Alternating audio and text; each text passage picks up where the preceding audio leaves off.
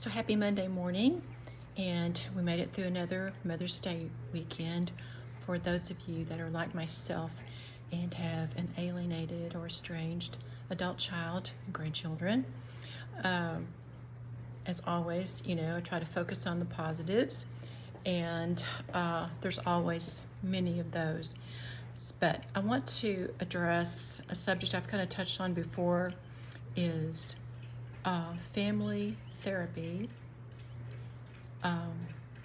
We had gone through therapy back a few years ago.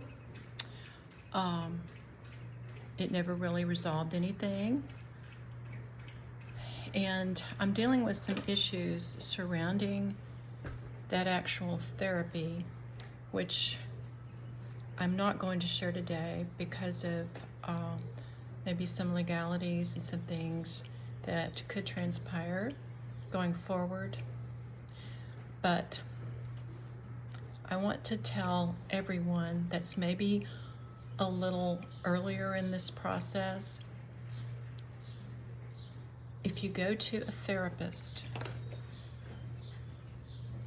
and that therapist tells you, actually, I identify more with your spouse or your child, or I have a personality more like one of the other people that's in the therapy with you, get up and walk out. I did go through that several years ago. I heard that, and at the time it kind of gave me that ooh, yuck feeling, somewhere inside, and I knew that didn't sound right, didn't feel good. But she came recommended. I trusted in this person, and but get up and walk out. If anyone ever says anything like that, that they identify with one of the other family members more than you, your ship is sunk right there. And it doesn't really matter what transpires, I believe, in those sessions. For lack of a better term, they're going to ultimately side with the other person or other persons in your therapy group, whether it be just a spouse or maybe a child's involved.